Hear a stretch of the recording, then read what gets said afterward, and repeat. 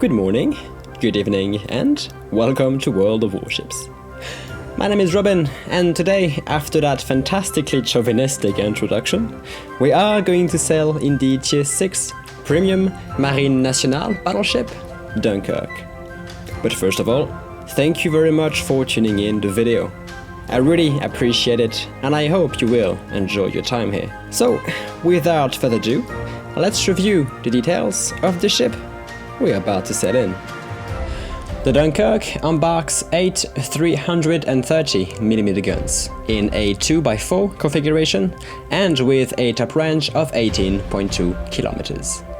She has 52,600 points of health and a top speed of 29.5 knots. Her anti-air defense system is rated 37.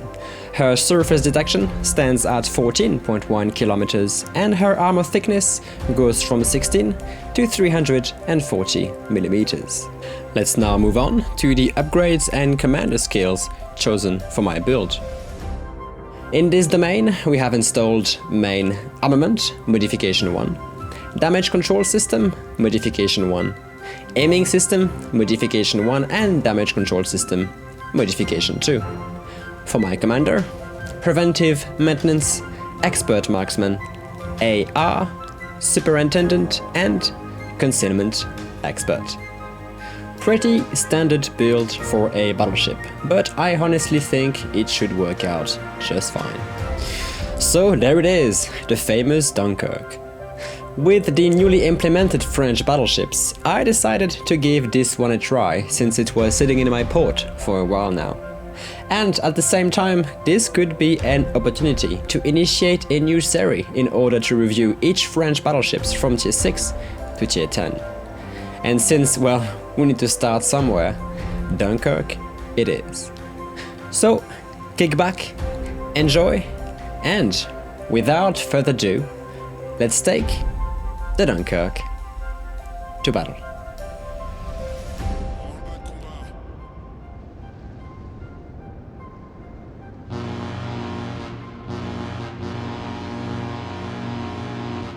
And here we are, on the map straight, domination mode. We have spawned on the eastern part of the map, and since we're here, we decide to stay on this flank. Now, I have been playing a couple of games in the Dunkerque already, and I have to say I'm always a bit anxious at the start of every battles. The reason for that is that Dunkerque is not a very good ship, in my humble opinion. She has pros and cons like every other warships in this game, except that the mix of these pros and cons doesn't make an efficient recipe. Her playstyle is extremely situational, and once you're committed, there is no turning back. The main reason being, of course, that your guns are situated in the front of your ship, making it very comfortable. For tanking nose in, sure, but when it comes to retreating, well, she just cannot fire from the stern and has to angle rather significantly to get her turrets to bear when trying to fire on the run.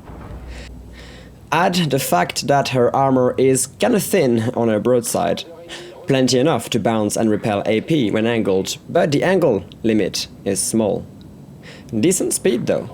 Faster than your everyday battleship at this tier, and quite maneuverable as well. But when it comes to the guns, that's where the Dunkerque does not shine. At all. The gun system is not reliable. We'll explain that while watching this game, but you will quickly realize that where a battleship player should be rewarded, let's say for good accuracy on the shots, the dispersion is at the same level of troll as a Scharnhorst, if you know what I mean. Now, Scharnhorst can dish out 9 shells every 20 seconds. That compensates for bad accuracy.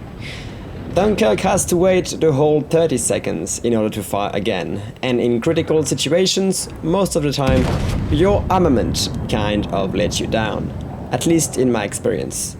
But let's get back to the fight. We did landed a pretty good salvo on the Aoba as an opening shot. That goes kinda contrary to what I just said about the accuracy of the guns, but that is not really something you get every time. I just took a salvo at the Cleveland at around 10-12 kilometers, and unfortunately, same as this shot, we only get a couple of overpens. Now, the enemy team is focused on the western flank, so I decide to push rather aggressively towards this Bretagne and this New Mexico. I do have decent backup behind me though. A Cleveland in a very nice position to my right, and another one behind me escorting a friendly Normandy. We should be able to take this flank if we play our cards right, but I am already putting myself in a very forward position.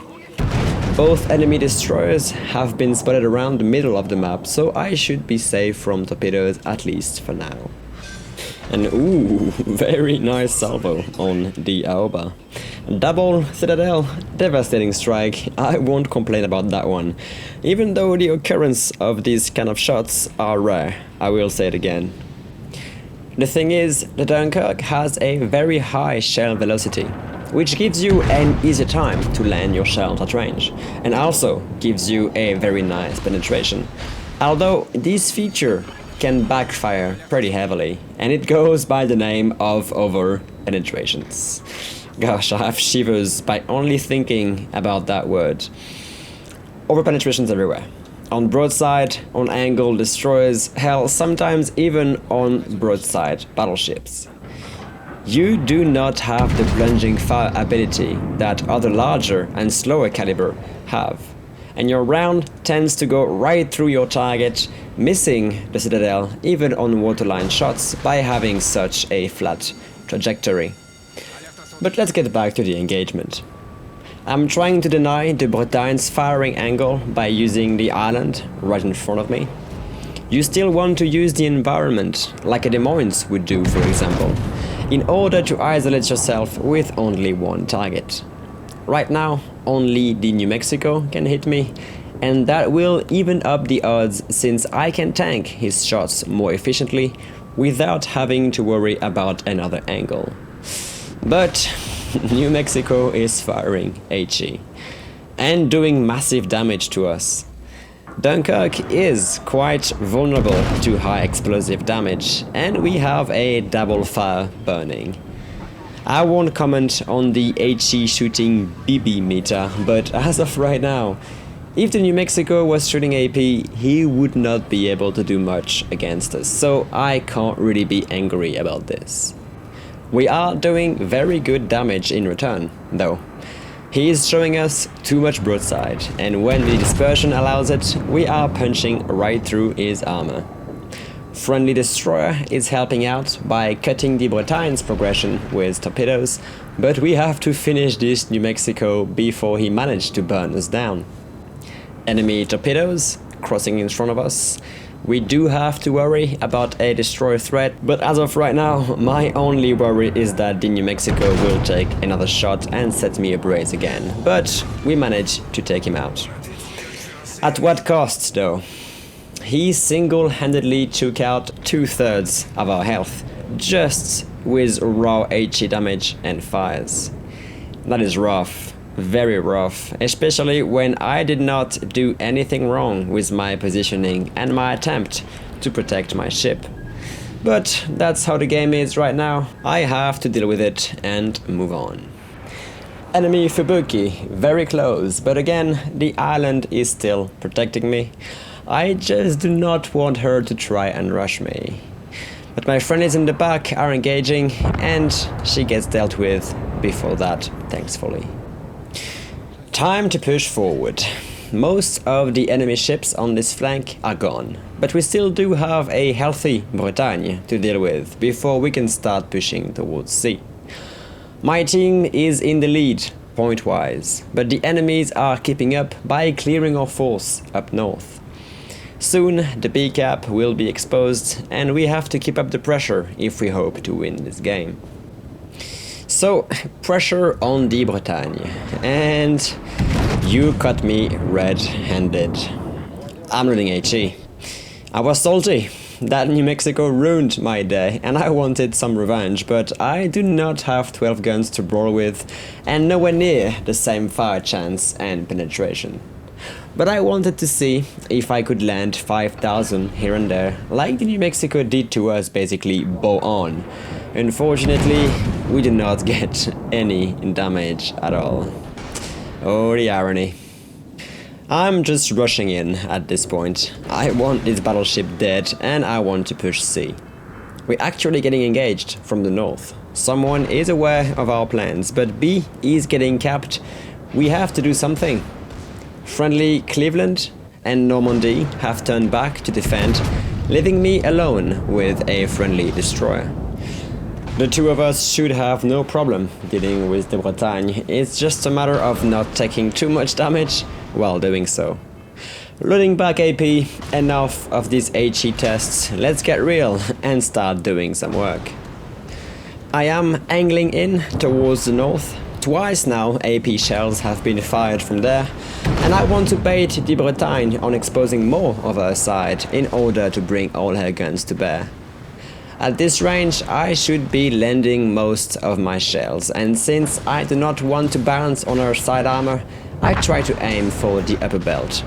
We get good damage, and friendly Koning takes the kill. Ooh, good balance there.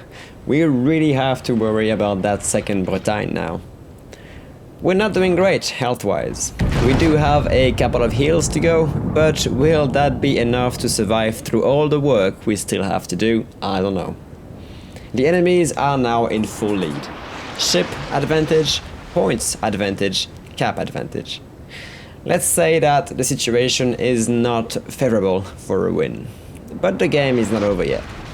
At medium range, we do have an enemy garnisonnière. Not really known to be a well-armored cruiser, but she does have a lot of DPS and we need to take her out if we do not want to get focused by a continuous stream of HE shells. And this situation right there is going to demonstrate how bad the Dunkerque's gun system can be when it comes to reliability. She's not showing us a broadside, but our aim is on point. It's the dispersion that is not there. I know it's tier 6, but the Warspite has 8 guns too. Way better Sigma and higher caliber for the same reload time. Nothing else to say. Friendly Destroy is helping out though. She laid down some smoke for us and is securing the cap. We do have an enemy kamikaze around, but she isn't in torpedo range yet, even if she is engaging us with her guns. Broadside salvo on the French cruiser, 6 kilometer distance. This should be a great shot.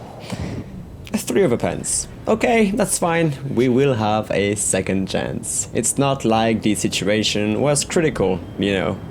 We're just sitting in a smoke with an enemy DD nearby, and Normandy coming back around and 14,000 HP. We would love our guns to actually do some work every 30 seconds, right? Let's try it again. 4 broadside, 7 kilometer shot, 3 over pence. It's okay. It's okay. I'm not mad.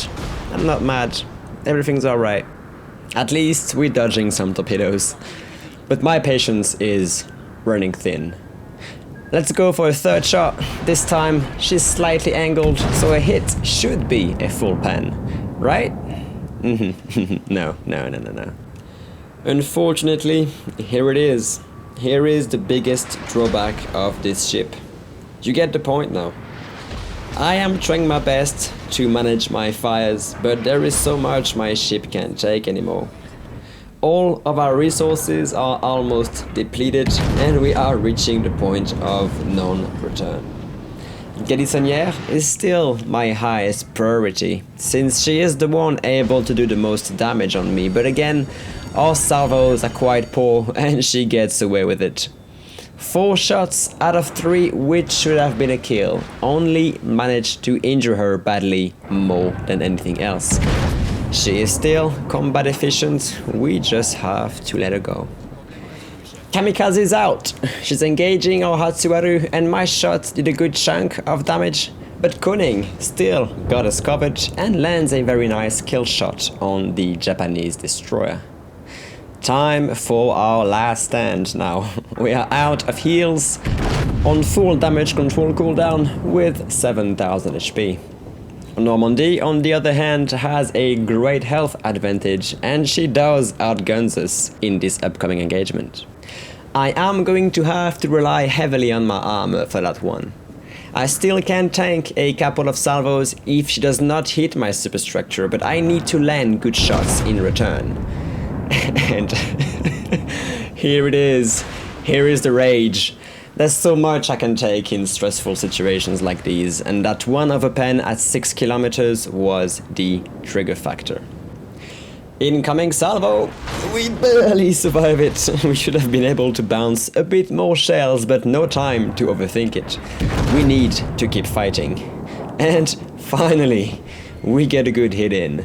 12,000 points of damage, Confederate and high caliber, how about that? And now the Normandy is rethinking her approach. She angles out. That's good, I guess, since she'll reduce the amount of guns bearing on me for her next salvo. Incoming, and good bounce this time. We do get the kill on our contemporary. And yep, 500 health. That's all we have left. Nothing we can do about it. I was pissed. I was really pissed. Even though I survived this engagement, that entire game put a serious strain on my mood. Thankfully, I had my microphone muted when recording this. Otherwise, you would have heard a very nice collection of exotic French words. Thankfully, our team is now back in the lead, and it's only a matter of securing kills now. Enemy Galissonière is still out there, and I do have a serious grudge against her. Although, one hit and I'm gone, so let's try not to get her attention. The enemy CV is on the run. Hatsuharu has a bead on her position and is chasing her down, capturing the A-cap in the process. If it wasn't for that destroyer, I would have been dead long ago. And I am so greedy that I'm putting all my aiming skills to try and get a shot over the island. I am using the minimap in order to guess her current course, and it is going to pay off. We finally kill that bloody Galissonière with, hey, one more and one last overpen. I can rest now. Only the Bretagne could finish me off, but she does not have an angle on me. I can sail in peace and engage the enemy CV. We do get a nice hit in. Citadels are always welcomed. And at this point, you guys know me too well, I am definitely going for the Kraken. The grade. I know, I shouldn't. But hey, that's how I am. Enemy Bretagne managed to kill our friendly Hatsuharu, but my shot lands shortly after and destroy the Zuhayo, granting us our 5th kill and a Kraken unleashed. Shortly after, our team reaches the maximum points and the game ends in a victory. 150,000 points of damage dealt, 10,000 XP earned, and 500,000 credits gained. We collected a nice line of achievements as well. Confederate, Devastating Strike, and hey, Fireproof and Dreadnought, not really a surprise after what we went through. Kraken Unleashed, high caliber, and a great game in the Dunkerque. A painful one too, but that sums up my overall experience in this ship. Unreliable guns, but reliable armor. I guess these two compensates each other's, just not in all situations. So here it is. This video is coming to an end. Thank you very much for watching it all the way through. I hope that you've enjoyed your time, and if you did, and you're a kind heart, give the video a thumbs up. If you did not, thumbs down, but stay tuned anyway. There is more content to come about all the warships. So, thank you for your time, and until then, you have a good one, and you take it easy.